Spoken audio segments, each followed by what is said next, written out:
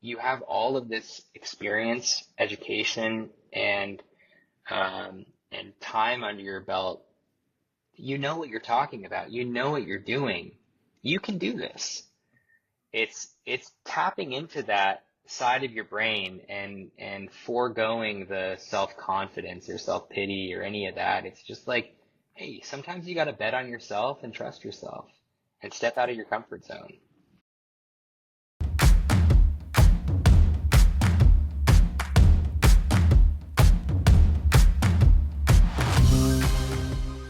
Have you ever had everything going according to plan, only to have the rug pulled out from under you?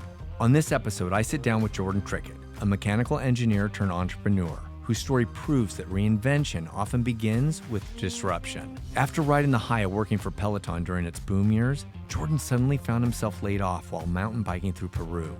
Instead of retreating, he pivoted, using the setback as fuel to launch his own company, Chainline Design, where he spotted a problem and built the solution himself. Jordan's journey is about betting on yourself when the playbook falls apart and choosing growth even when the road is uncertain. Get ready to hear how Jordan turned a no into a whole new adventure right here on Navigating No. Jordan, thanks, man, for being here. This is awesome. Yeah, thanks for having me. Well, this is we tried to get on before, but you are a new dad and you canceled and you were like, I have a newborn son and we've got to push it back. And as a father myself, I totally understood that. But thank you for taking the time out and joining us today. Yeah, no, I appreciate it. And I appreciate the flexibility. Like I mentioned, we were kind of going through some tough times on sleep regressions, and then we invested in some sleep training, and now our son's going to be 7 months next week, and he's sleeping 12 hours through the night. And oh man, feel lucky. Yeah, we've got our lives back. It feels like we got our evenings back. We can make a nice dinner and catch a show or whatever we want to do. So it's been really good. It's so funny as a parent and for someone who doesn't have a kid, it's like there is I want to say it's almost like a responsibility that people don't understand, and it is hard, and you definitely become sleep deprived, and you want to put the baby first, and it is tough. And so I give you kudos. And when you canceled, I was like, I'm 100% been in your shoes, brother. I understand. Yeah, no, we're in a much better place now with sleeping and management. And, I'm on paternity leave right now. I've got a couple more months of paternity leave, and so I'm really focusing my time with him. And yeah, it's great. I feel like I've kind of got the cheat code because now he's got the sleep training. And when my wife was on her maternity leave, that's when we were like in the thick of it. Yeah. And she had some tougher times for sure. And now I'm like, we go on walks, we wrestle a bit, we're just having fun. So yeah, it's been really good. Oh, that's so awesome. And it's just going to continue, right? And what a blessing for you to be able to be with your son at that time. Yeah, I feel really lucky. 100%. Well, you and I met through a mutual friend, and he actually, we met at a bachelor party, and I felt like the old man at the bachelor party. Like, why are you inviting the old dude to the party? But we have a mutual friend, Eric, and he is such a great guy. And he was like, with your podcast, I think Jordan has an amazing story. With working for Peloton, and he goes, you should ask him if he'd want to be on. And so you and I talked, and this was several months ago, and your story is fantastic. And so I think that the audience would love to hear your story and how basically you came along and worked with Peloton and what your story is from that point on. Yeah, totally. And shout out to Eric. He's my best friend. He's a month behind us in the Parenthood journey. I'm going to see him actually on Friday. So, shout out to Eric. I thought you were going to say he was a month behind on my podcast episode. I don't know if he listens to every one. So most people don't know if I give them a shout out, right? And so it's interesting. Like I'll get texts randomly and people are like, oh, you mentioned me in this, or, oh, and it's just funny because if you do follow along, it's like you can pick up at any episode, but at the same time, if you do follow along, there is a story pattern throughout it. So good shout out to Eric. I love that. All right. So he introduced us and you guys met. You were neighbors. Yeah, next door neighbors. He moved down from Canada to the Seattle area when he was like 11 or 12, and we were next door neighbors, and we've just kind of, yeah, been pretty inseparable ever since. Yeah, he's my best friend, he was best man at my wedding. I was the best man at his wedding. So yeah, Wow. we go way back. Yeah. That's a great. He is a great guy, Yeah. and I hope he's listening to this episode when it launches. So I'm sure he will I'm be. gonna hold him to that one. Okay, so you're in Seattle area, and you're going to college, and you're going to start your career. What does that look like? What did you want to be? What did you want to become? Yeah, so I studied industrial engineering. My kind of whole, ethos was I was really interested in how things worked and, building processes and building things in general. And so like, I got through college, quickly went into the workforce. I started as a manufacturing engineer at like a, local a company just outside of Seattle building like, heavy construction equipment. So I was, working on process improvement on the production lines, building fixtures, building all these different assembly implements, like things Did you that know just you need. kind of wanted to do that as a kid? Like you were like, oh, look at this toy, and oh, look at this machine, and let me deconstruct it. Like, is that something you always wanted to do? Yeah, like I grew up like my dad's a contractor and was, building houses when we were kids, all through my childhood and, was kind of always, tinkering with tools and things and taking things apart. And yeah, I mean, that was kind of always where I knew I'd be going is, in some form of like technical, right? Is like engineering or something similar because that was just something that I really loved. Mm-hmm. Was working with my hands and taking things apart and seeing how things work and hopefully putting them back together correctly. But yeah, and I think like I was really driven by improving process. Like I really wanted to understand not only how the thing was made, but like the process in which it was made and the tools that were used and the different ways things were made. So that's kind of what led me into industrial engineering and then, Mm-hmm. becoming a manufacturing engineer. It's really all about process. Yeah. Did you enjoy like the finished product? Like, is that like what brought you joy at the end, or was it kind of cool to deconstruct and say, can I put it back together? Because I was terrified of like taking apart a Nintendo. Like, I'm like, I am not opening that up because if I do, it's never going to work again, right? And that's just my mind always went with languages, right, and culture and Yeah. experience. So it was like that's where I went with school. But it was like, did you look at that Nintendo and say, yeah, I'm gonna see how this works? Yeah, I really didn't even care about like the finished product. I mean, I was more interested in what was going on inside, right? I Mm. wanted to understand like, and to this day, it's the same thing as like, I am always striving to know, how something works or why it works or, how it does what it does. And so really like, for me, the journey and the experience was more important than the finished product. Like, sure, the finished product is great, and that's, what I'm doing with my side business now is, Mhm. getting these finished products, but I really enjoy the process of how the thing is made and, building the business and all the stuff behind the scenes. Like that's kind of where my head's at. Well, it's interesting that you say that because you constantly hear that people are like, if you don't love your job, it's work, right? And Yeah. it's like if you enjoy the process, it really does make the job kind of enjoyable, and it doesn't seem like it's work. And same with me for like trying to get speaking gigs. It's like I enjoy the discovery calls, the prospecting, the emailing, and like connecting with people. I love that process. And at the end, hopefully I get a booked gig or something like that. But it's like Mhm. I actually enjoy it. And that's always been something that I've enjoyed. And so it sounds to me like that process of working with your hands and figuring things out is that kind of similar? Yeah, absolutely. It's obviously like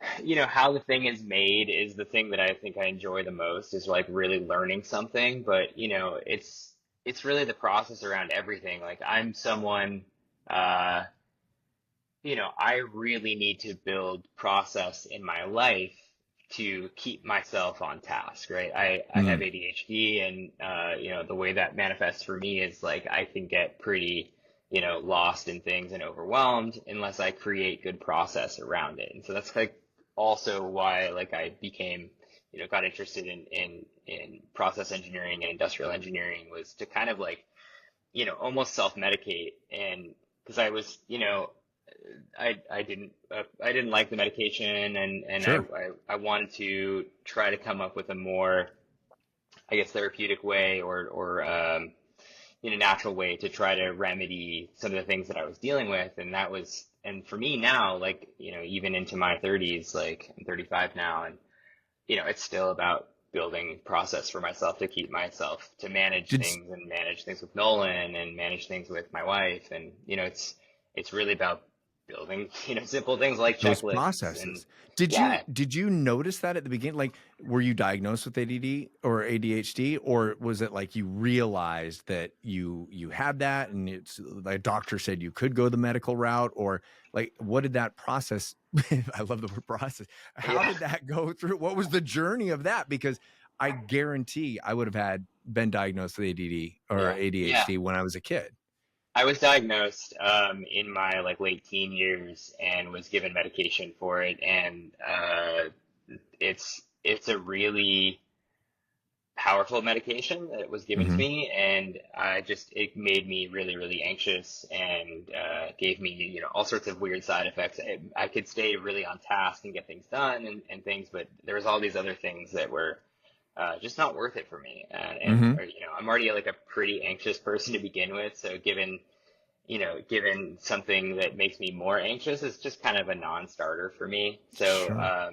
I stopped taking that, and realized through, um, therapy that, I could start building processes to help like alleviate some of these issues that I was dealing with. Well, that's so someone helped you guide you through Yeah. that. Like they gave you some Hmm. specific skills or sets that you could Yeah. work on. And then it was your choice to like, okay, this works for me or this doesn't work for me. And I'm sure you went trial and error, and you found something, but it sounds like this is what you found best worked for you, and it took off. Like, I mean, it obviously works and lets you sleep better at night. Yeah, yeah, and it's interesting because, like, my brother, on the other hand, like, he's a really, type A guy. Like, Mhm. he's, always very organized, very meticulous, and it comes really natural to him. Like, it's something that he was kind of born with, and like I have to work super hard to be, as organized and meticulous as he is. Yeah. It really takes me, making checklists, and creating some, not to say process for the millionth time, but Hmm. making It really does. processes for myself, right? So, Well, and I do the same thing. Like a checklist works for me so well. yeah, Notes, and call me old school, but I write everything down. And my wife makes fun of me. I just got a great gift from a friend of ours, and she got me a pen, a wood carved pen. And I was like, this is going to work so well for me because I love to make those checklists. So it was kind of neat that it yeah, when people know you, they give you some kind of prize that's like that you'll use, and I use it. But yeah, I absolutely use that checklist to keep me focused because I'm that shiny toy syndrome. I'm like, what is over here? Right. Well, this is my toy, but it, as I point to my ad at, it's definitely hard for me to stay focused if I don't have that system in place. So that's awesome. Okay. totally. So you found this, you get, and then you're going to college, you come out, you're working. What takes you, on your journey from that point on? So I worked there for a few years, and end up, wanting to try a smaller company. This was a pretty big, well, the company was local. It was or the factory was local. It's a pretty huge, global company. And I wanted to try something smaller. So I jumped around to a couple different companies. And then I eventually landed at Precor Fitness, which is a massive, I fitness forgot company about this manufacturer. story. Yeah, yeah. So I landed at Precor Fitness as a manufacturing engineer in like what 2017, I think. Okay. And they manufacture all their treadmills and ellipticals, and this commercial cardio equipment is all manufactured actually just outside of Seattle. So we had this like great production facility, and I was like just buzzing on developing processes and creating tooling, and creating all the stuff for the company.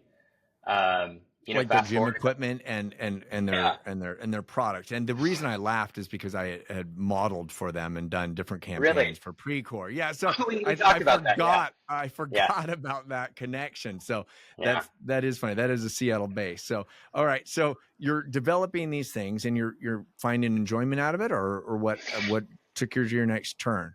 Yeah, I'm really enjoying the company. I'm loving the people, and they're giving me opportunity. And so, like, I go from manufacturing engineer to like a operations PM. So I'm like project and program management on all these like big operations projects. So if we're like, doing a big, bringing a machine in, I might, manage that project. If we're doing like a big supply chain project, like moving assets around, I had a project where, we were finding a new supplier for injection molded plastic, excuse me.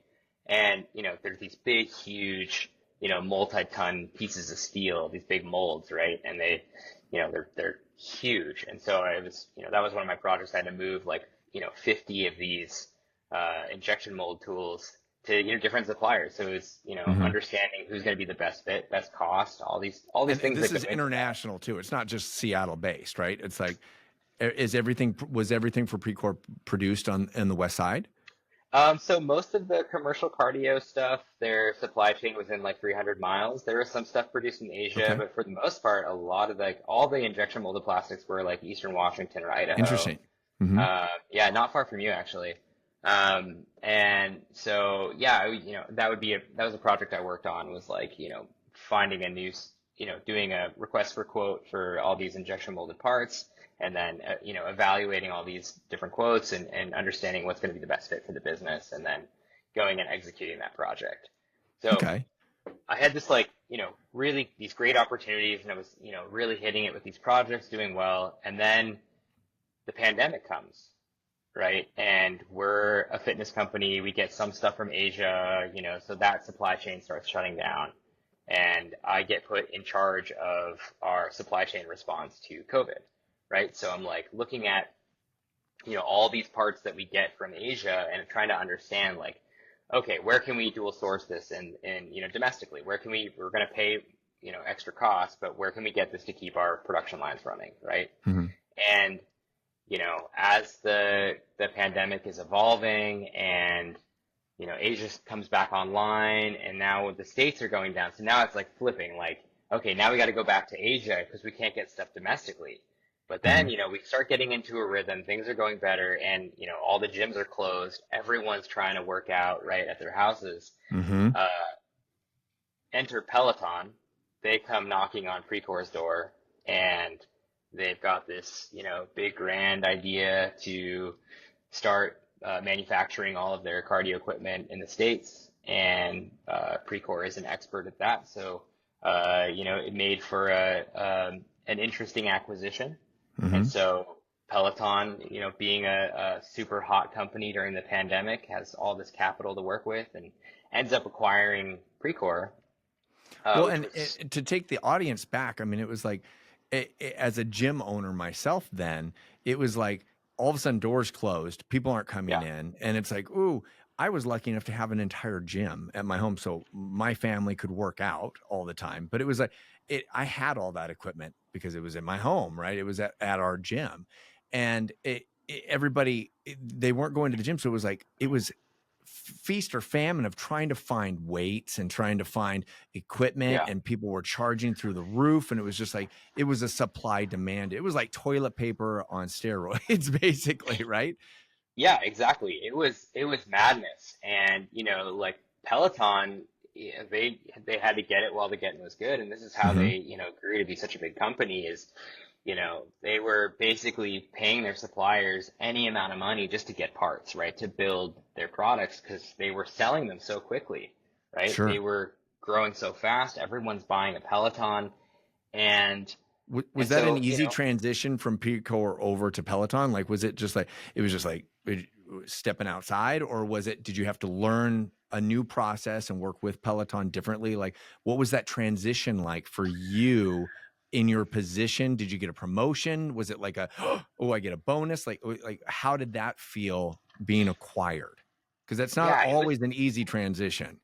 Yeah, M&A, mergers and acquisitions are super, super, they can be great, they can be awful, but this one was super interesting. What kind of happened was, Peloton kind of had this idea to kind of split the businesses, and it was to be, Peloton as it was, Peloton Interactive is the consumer facing, kind of tech, connected fitness company, and then Peloton Commercial was going to be kind of Precor, injecting some of Precor's higher use machines, maybe Like changing the at badge. gyms or something. Yeah, at gyms. Uh-huh. The idea was to get more into like leverage those those big gym contracts that Precor had, obviously fostered over the many years of business. And so there really was kind of like two teams, one on the Peloton side with most of the team in New York, which is where Peloton's headquarters was, and then the rest of the team, kind of working on this like Precor Peloton commercial integration thing. And so, yeah, I ended up getting a bit of a promotion. I had quite a lot of experience working with the Precor treadmill product line. So there was an opening for a sourcing engineer, procurement engineer on the Peloton team for their treadmill product. And so I ended up getting that role and working with a team, a really great team, essentially working to improve the existing treadmill and then, starting to scope out what a next gen treadmill looked like, and then a bunch of projects, around that as well. Is this before they were having problems with their treadmill, like with kids getting hurt on the treadmill, or It's this? around the same, it's around the same time. So I want to differentiate because there's the treadmill line, and then there's like the basic treadmill, and then Mhm. there's like the slat belt treadmill, and the slat belt treadmill is the one that is like had the injury issue. I Mhm. think there was a death. Mhm. So I predominantly worked on the main tread line, but at the end of my time at Precor, or excuse me, at Peloton, I was working on there was like an electromechanical guard that we were developing. I think Oh, it's cool. probably out by now as like a safety measure that sat in place, and if it tripped, it would turn off the machine. So that's something that I was working on sourcing, And with my team. it's just not Peloton. I mean, I've seen videos and been at the gym when people fall off of those things, and they Yeah, can give you a sure, raspberry, something fierce. sure. So, Yeah, and so it was it seemed like kind of a dream, working for Peloton. I got to mhm. work with so many, incredibly smart people who I still consider great friends today. Mhm. Well, and And it's the hottest thing. Like Peloton is yeah, like the product is off the shelves. People are buying it. Everybody's talking about it. Everybody's has a monthly plan. Every time you go to a hotel, it was like, oh, I got to jump on the Peloton. I gotta do that. I gotta buy the shoes. Like it yeah, was everybody was it was the hottest thing to have for sure. yeah. It was white hot for a while there, and I think that's kind of what got them into trouble is just thinking that demand was going to stick around forever, and you know, that just wasn't the case. And, you see so many other businesses that kind of fell into that trap as well. Like, obviously, you got to get it while the getting's good. And, Hmm. if you got customers out there that want your product, you got to get product to your customers. Like, I totally get that. But, they had these really lofty goals to, they bought this, land out in Ohio, and we're building this gigafactory in Ohio. And so part of my role was to start scoping out, vertical integration of all these processes, so bringing processes in-house that were, previously contract manufactured. And so, Outsourced nationally or internationally, both. internationally. So all of Yeah. Peloton stuff was in Asia. So Hmm. they had a contract manufacturer in Taiwan that was doing all the building of the bikes and the treadmills and everything. Was And so that we was were that looking at, difficult? Was that difficult for you to go from like that 300-mile radius of where you're working with local manufacturers to all of a sudden being thrown into an international company where now yes. your time zones are different, your language barriers are different. Like you did not go to college for Asian studies or culture or business, right? So how was that? It was really stressful, actually. Like, so I this is actually like hilarious that Oh, I should have led with this because if I hear the term night call again, like that is a stress, that is like a trigger in our household because I mean for you know every evening from 5 to 8 I would be on evening calls because I'm in Seattle, just outside of Seattle, and most of my team's in New York, and then the supply chain team in region is in Taiwan, and our contract manufacturers are in Taiwan. So we're hopping on these night calls every single night. And like what that does to a marriage, what that does to dating, like we hmm couldn't go on dates. We couldn't like go get dinner. It was, yeah. it was like my workday never ended.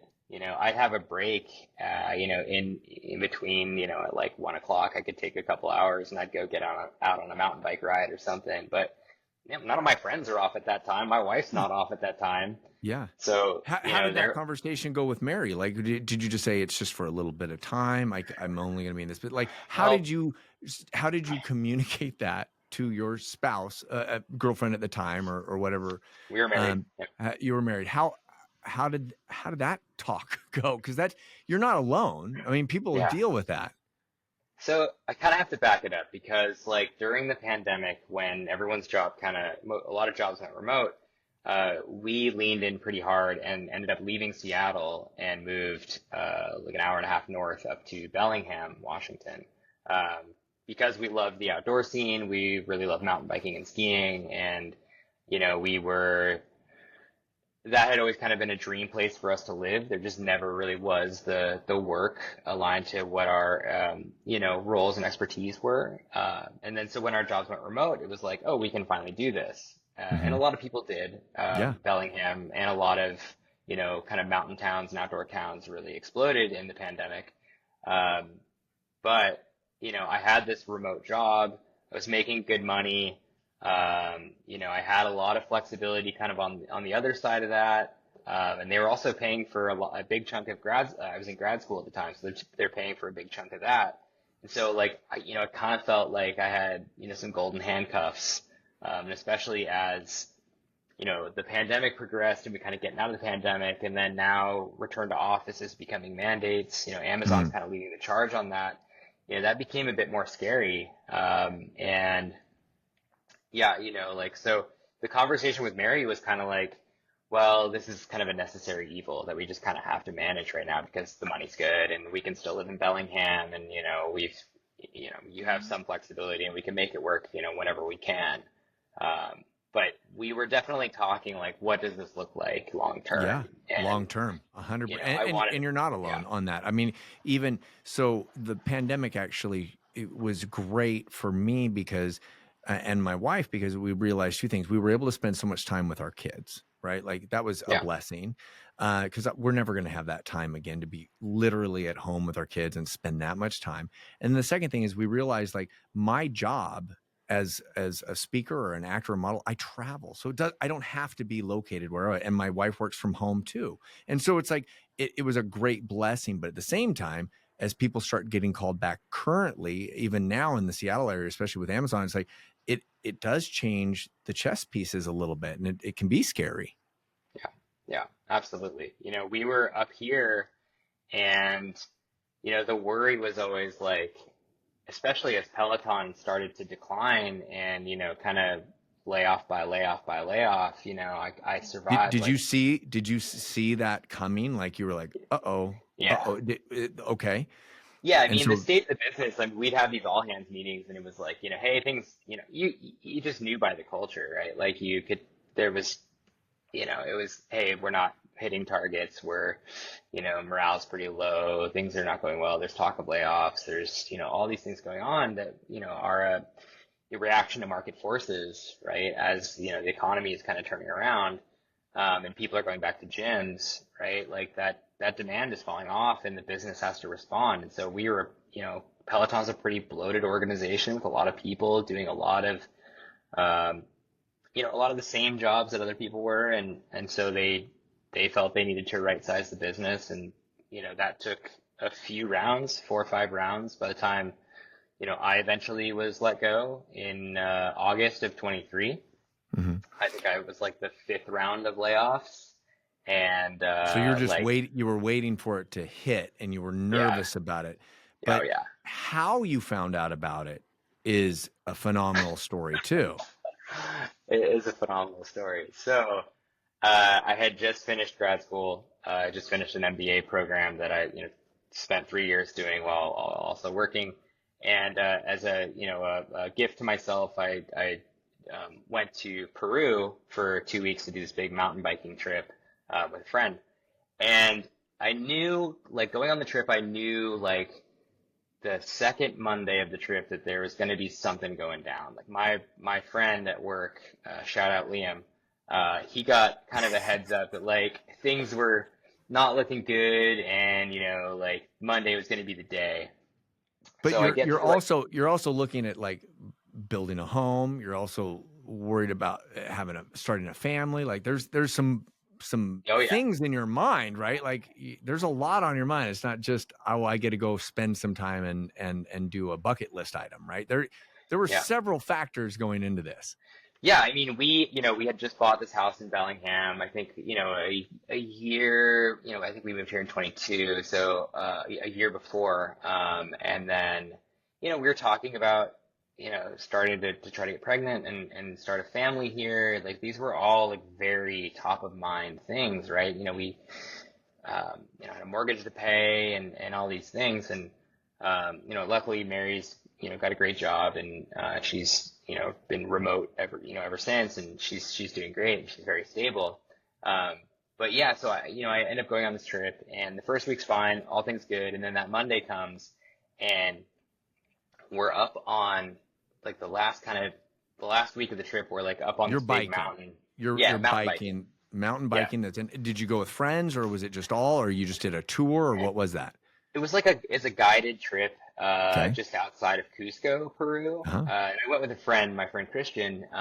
The two of us, yeah, we met up with this group to do this guided trip where it's this area called the Sacred Valley, and you get to ride all these like essentially old like Inca trails or even pre-Inca trails, all these old like hiking trails that they've kind of created this like bit of tourism around because they're just really fun, mountain biking rides. So they Mm-hmm. drop you off at like 15,000 feet, and then you rip down the mountain into these villages and like grab a bite to eat, grab a beer or whatever, and then like go back up and do it again. It's Oh, wow. the best way to see a country. It was fantastic. Yeah, it was really fun. I Okay. got to go to Machu Picchu, one day, which was incredible. That was like, awesome. Did you Uh, climb up? Did you climb up Huaynu Picchu too? The sun. no, we didn't have time, Okay. unfortunately. Yeah, I Okay. wanted to. It looked incredible, but we had to miss that. How was your air intake? Like, did you get altitude sickness at all being up Yeah, there? I'm getting to Okay. that. Okay. Okay. All right. So, so the last bit of the trip, that Monday, or like the Sunday night, we trek out to this mountain called Asangate that's like 22,000 feet, and that's the peak of it. But we're camping in these huts, at like 16,000 feet. And I'm like decently well acclimated, at this point because we've been there for, a little over a week. But one of the guys on the trip, he had a cold. I end up picking up that cold, and the next day we've got this big ride. We're supposed to go like basically up to like 17,000 feet, to kind of like circumnavigate part of the mountain and then rip down to like a hot spring and then back to the hut. And I'm like so sick, and I'm like, there's no way I can do this. Like this is gonna be brutal. But like the morning comes, and I'm like, you know what? I paid for this. Like I'm gonna buck up and I'm gonna do Sure. it. And there was like a little sliver of Wi-Fi that I could like, Because you're in the hop jungle. onto. You're basically in the jungle. No, we're up in the mountains. Like Oh, you're we're in deep. the mountains. Yeah, we're deep up in the mountains, like in the Andes. Yeah. Okay. And so I've got this little sliver of Wi-Fi because they have a Wi-Fi router there. So I've got this bit of Wi-Fi. And I'm like, all right, it's Monday. Let's like see what happened. And I can't log into Slack, which is like the messaging and kind of communication app that we used at Peloton. And like Mhm. that was like the early indicator that everyone knew. That was kind of the joke. Like if your Slack doesn't work, you're out. And so sure enough, like my Slack doesn't work, and I'm like, oh no. And I like send an email to my boss. I can't call anyone. And I sent an email to my boss, like I can still get into my email. So I'm like, hey boss, like my Slack doesn't work. Does this mean I'm out? Like what's going on? Like, I'm traveling right now and I don't hear anything back from him. And so I go on this ride thinking like, oh, I've definitely lost my job. But I'm like, well, nothing I can do about it. And I'm so sick. And so I go on this ride Now, and wait a minute. What's in your mind? Like, seriously, like, this is a dream trip for you. You're yeah, sick as can be.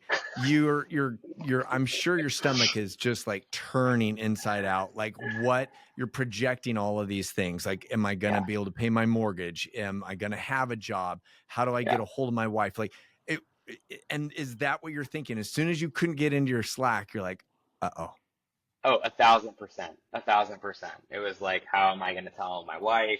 Like, we've moved up to this place where the job market's so small, and like we just bought this house, and we're trying to start a family. There's all these pressures, right, on me, and I'm just like, oh man, like this is going to be brutal. And I'm like, still trying to not bum out everybody else on the trip, right? I'm trying to like, Yeah. just put How on how a many happy days face. how many days until you think you can get to service where you can figure this out? Like how far out were you?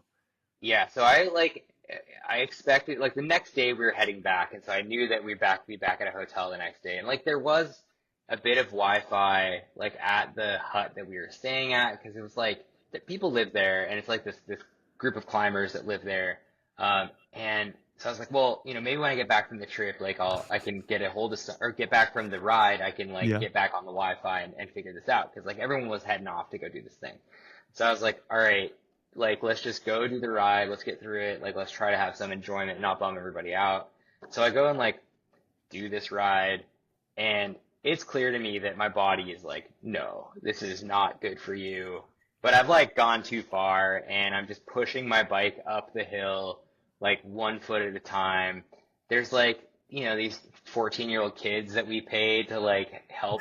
These kids are doing wheelies up the thing because they're Yeah. so used to being at that altitude that this is no Yeah. problem for them. And so, they're kind of hired as like Sherpas to like, if we couldn't push the bikes up at 17,000 feet, they would hop on. So they're doing wheelies on our bikes and stuff, which was awesome. But, kind of 1 foot in front of the other, my head's pounding. I'm like, this is not good. And, like we finally get to the top and it's the ride down, and I just like beeline as fast as I reasonably could down to the bottom and then like get a ride back to the hut while everyone else goes to the hot spring. And sure enough, the power is out, so I can't get on the Wi-Fi. Oh. And I'm like, so I've got to fester in this, right? I've just got to sit in this like question of like what's going Yes. on with my life.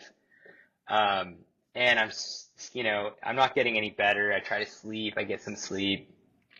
And, finally the evening rolls around, the power goes back on, and, um, the leader of the guide that we had brings like an oxygen tank and like gives me an oxygen tank. I've got this picture. It's hilarious of a selfie Oh. of me just like smiling with this oxygen, things in my nose and everything. And, that like helps my headache and, helps me out. And then so finally I'm able to get on the Wi-Fi, and like, there's my severance package, and there's my, there's Oh. everything. Like I'm done. So didn't get to say goodbye to anybody on my team. Like, between Precor and Peloton, that was 5, 6 years of my life where I'm just like, out.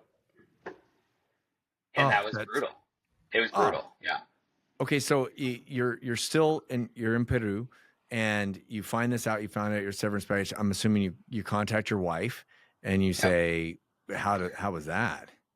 It was rough because she knew, like, before I left, I was kind of like, do you think I'll have a job when I get back? Like, there's jokes around it, but we didn't Yeah. think that, like, you always hope that it's not going to impact you. And sure enough, I, get back and I'm able to give her a call, and I'm like, hey, yeah, so I did get laid off.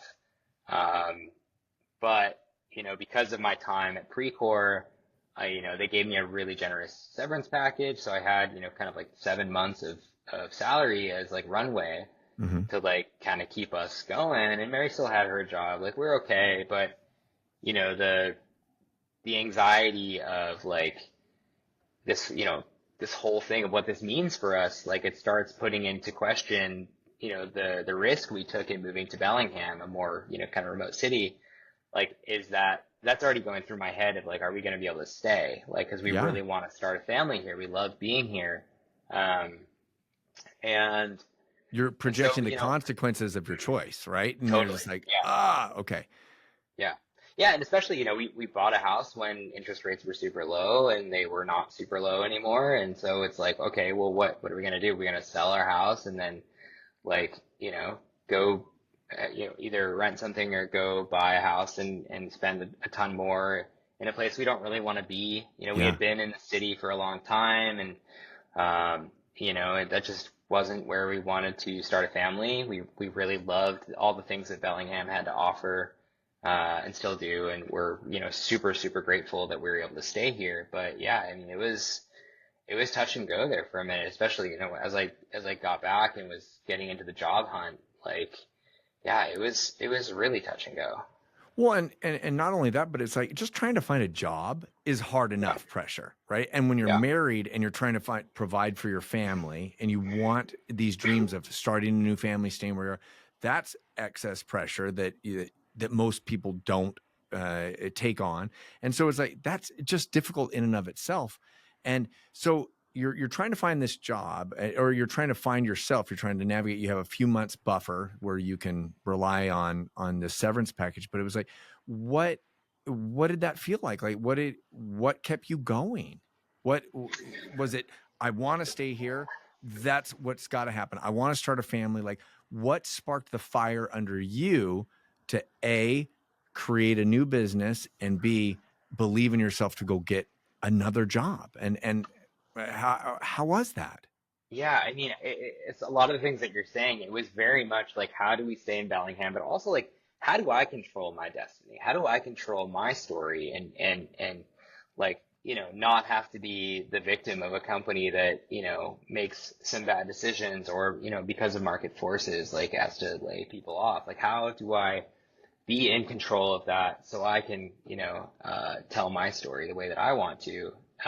And so, yeah, I kind of in parallel as I'm, applying for jobs, I'm, taking advantage of every resource I can. Like, I will say, like, in good faith, like Peloton gave me some very good resources on like, they teamed me up with a job coach who helped me, like fine tune my resume and help me with strategy. And like, she was great. And, so it really came down to, in a lot of ways, was like taking advantage of things around you and asking for help when you needed it. Like, I started going to a therapist. I started talking to someone because I was like really spiraling on anxiety and depression over like, where I was at in my station in life and like what this meant for my family long term. Yeah. Like, I understand people lose their jobs all the time and, it's not fun. It sucks.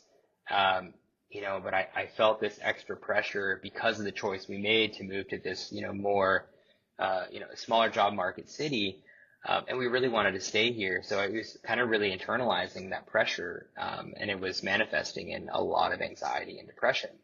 Mm-hmm. So that's where I started kind of reaching out for help, with talking to a therapist and, talking to a job coach and reaching out to my network and talking to my friends and my family and my wife and just like starting conversations with people, just seeing what's going on, and, seeing what advice I could get and seeing, how, things could help me. And that was like kind of one side of the equation. And then the other side of the equation was really around like, okay, what can I do to leverage my skills, my expertise, my experience? Like what can I do to create something that provides value to others and, Ooh. kind of allows me to stay here and run my own thing. And my wife and I have this, truck camper that slides in the bed of our pickup truck, right? And so I was kind of always tinkering around with it and, it's got these like 4 post corner jacks that are bolted onto the camper. And I always like hated having to unbolt them because It's time consuming. Yeah, and they're heavy, and we were always going off road to try to find, overlanding campsites, and kind of we're in like a different crowd than like the typical like truck camper guy. But I was like, man, there's got to be a way to make these like quick release. Like, I don't want to keep having to bolt and unbolt these. And, so I started doing some research, and I saw like a couple like products on the market. They're really expensive and didn't quite do exactly what we needed for our application. So I was like, oh, I can just like design this, and, I'll make one for myself and see how it goes, like prototype. Yeah. And, I found a laser cutter in town, a mile from my house, and I, fired up SolidWorks and, like designed this, these plates, and sent it out for quote. A few people quoted, gave me quotes back, and I had it manufactured like a week later, quantity of one set, and yeah, it worked great. And then I was like, okay, I could refine this, and this, and that will work better. And I was like, I think I could sell this. Like, I think there's something here. I think there's a business here. Yeah. And that's when, like, and I have to say, in parallel, I'm also applying for every job I can find. But as it's like kind of going into the winter, I was laid off in August. So I'm kind of like, into November, December, and like all the, companies don't do a lot of hiring in the winter. They kind of wait for Q1 to start in the new year. So I'm like, I'm not really getting a lot of responses. So I'm like, you know what? All right, I'm going to keep applying, but I'm going to also work on, seeing if I can bring this product to market. And this is where I got a ton of energy and just like started feeling the optimism and started like getting that fire back. And I had, a lot of, great, care from my wife and her encouraging me and my friends encouraging me. And so I was just like really on a tear. And so, I form an LLC, right? I start a business bank account. I get a Shopify account, and I'm just like building all these systems, right? To start, and you're learning this. You're not hiring out. You're taking on this process, and you're learning these new skills. You didn't go to school for that. And it's like, I'm assuming you're like, you took it all on yourself with the help of friends and things and advice. But it's like, you grabbed the bull by the horns. You're like, I'm enjoying this. Let's see where it goes. Exactly. Yeah. And I mean, like I did, I went back to school for an MBA. So there was some stuff that I've obviously been pulling from that but like starting a business and, filing an LLC and all that stuff, like I'd never done that before. Like, and so, I spent time just making it legitimate and like starting building a website, and, I did my first production run of, I think, like 20 sets of these bracket kits, right? Yeah. And, spent, I don't know, a couple $1,000s, which is like, that's risky when I don't really have income. I'm like, all right, I hope this works. And I didn't hear anything until February. Like I launched in November, like late November, kind of around Thanksgiving. Yeah. And I tried to market on like Facebook groups and forums and stuff like that, and I didn't hear anything until February. So I'm like, wow, I've totally failed, missed the ball, failed. Like, I'm going to be $2,000 in the hole on this. Like, sweet, cool. But then I get a sale, right? And I'm like, okay, sweet. Wow, that's cool. And Shopify has this like cha-ching sound when you get a sale that my wife has now made me turn off. But I love it. It's like nice like dopamine hit. This isn't an innate call. This is a Shopify ding. Yeah, this is money. This is money coming in. Okay. And so, from February on, it just kind of starts picking up gradually. I'm getting, okay, cha-ching, cha-ching, another one. And I'm like, oh, you know what? I'm getting emails about like people want to see, this configuration with like, this option. Like I could totally do that. So like I end up selling through that first line, that first production run, not long after that. And so then I'm like, okay, well now I've got two configurations because I've got this feedback, customer feedback. And so I do another production run of like both configurations and like I sell through those, right? And then like I just my biggest thing about the business is like, there are obviously other solutions on the market. Like people could go buy something similar from someone Sure. else. And like, so if you can't provide a better product, provide a better experience, right? Like that's something I learned from school. And that's something kind of, I've always looked for in, companies that I've worked with or I buy things from. Like, I want to know that the experience is just as great as the product. And Yeah. so like, you know, I, I think our customers know that like, I'm like a phone call or a text message away. If you need someone to go check some dimensions for you or, take a look at your camper and tell you if the product is going to work for you, I will respond in minutes. Like I'm there. I will help you. And I love, that's one of my favorite parts of the business is connecting with customers and hearing their stories and hearing about like their campers they're building or like, camping trips they went on and how our product like made it easier for them to like get out. Like that's this huge jolt of energy that I get from that. Well, and it's a purpose, right? Like, and you never Totally. expected that. You No. never expected that you'd be creating something on your own, starting your own business, and then being Yeah. successful at it and it taking off. Yeah. And you have a job too. So it's like the best of Yeah. both worlds, right? And it when it started to, let's call it a snowball effect, and you started to hear those chings every once in a while. It was like, did that just encourage you more and more and more? And it gave you Yeah. more reward mentally, like you're doing the right thing. You're helping people solve a problem. You're creating an experience. And that's that mantra that I go by. It's like, if it's memorable, valuable, people will refer you. And it Yeah. seems like that's exactly what you've done. And Yeah. now you're being rewarded for it. And you're solving this problem and helping people. And that's an amazing story. Do Yeah. you look back? Do you look back and say, I almost quit. I almost didn't do this. I almost didn't start my business. I almost took a job at like a fast food restaurant because I just didn't know what to do. Like do you look back and say, man, I'm glad I stuck it out because it was only one sale away from me finding purpose and reward? Yeah, 1,000%. Like I can trace that back to even going back to school to get my MBA. Like I wavered on that for years. I just was like, oh, not, maybe next year, maybe next year, maybe next year. And finally, like the pandemic comes, and I'm like, you know what?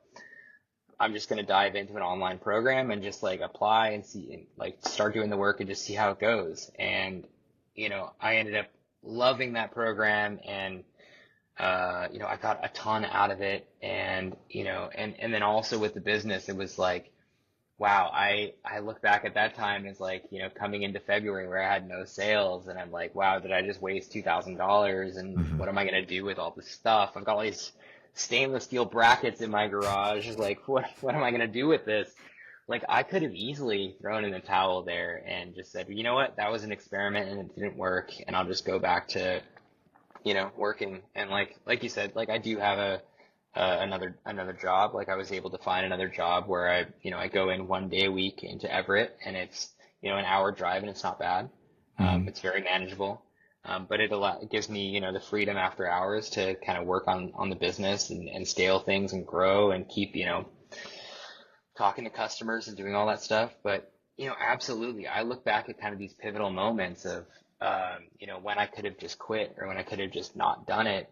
And like, what it really kind of tells me is like, sometimes you got to get out of your comfort zone, and that's a really big kind of mantra for me is like being able to step out of my comfort zone and just take a risk, know that like, hey, you have all of this experience, education, and time under your belt. You know what you're talking about. You know what you're doing. You can do this. It's tapping into that side of your brain and foregoing the self-confidence or self-pity or any of that. It's just like, hey, sometimes you got to bet on yourself and trust yourself and step out of your comfort zone.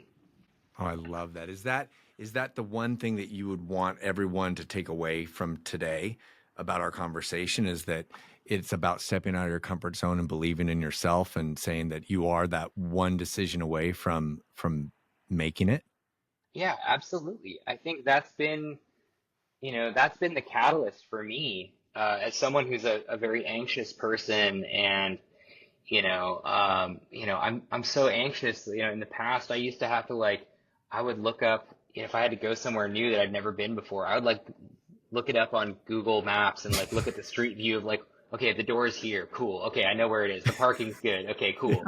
That's ridiculous, but Yeah. you know, that's how in my head I used to be. And knowing that I can jump out of that, and I have the confidence because of my experience and expertise, that has created all these opportunities. And I think that, that's where growth lives. Growth lives in the uncomfortable. That's how you find that in, personal growth, business growth, all of these things it really comes from the uncomfortable, and you got to just dive in sometimes.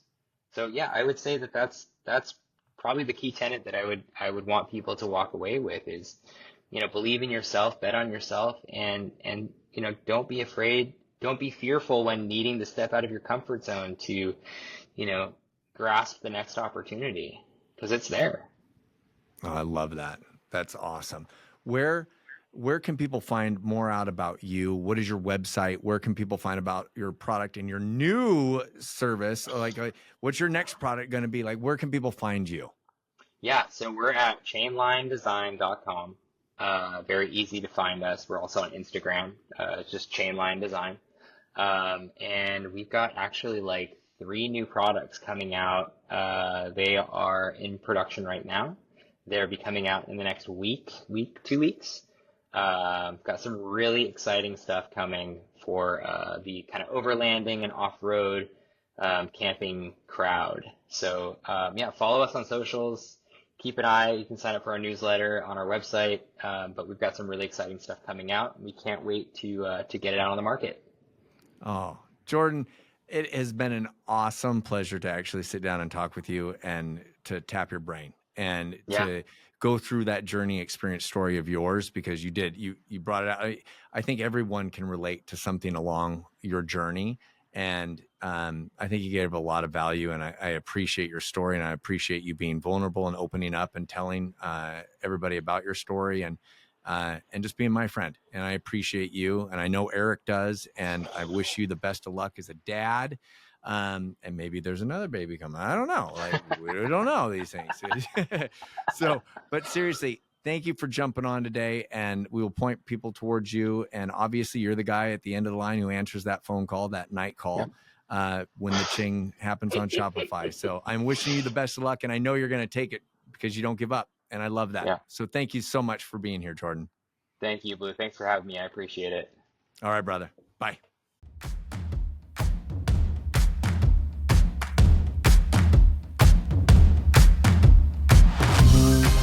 Thank you so much for listening to Navigating No.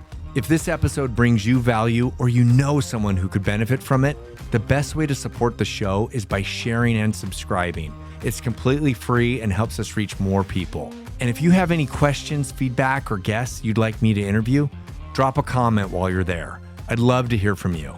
And most importantly, thank you for tuning in. And let's continue sharing optimism and positivity.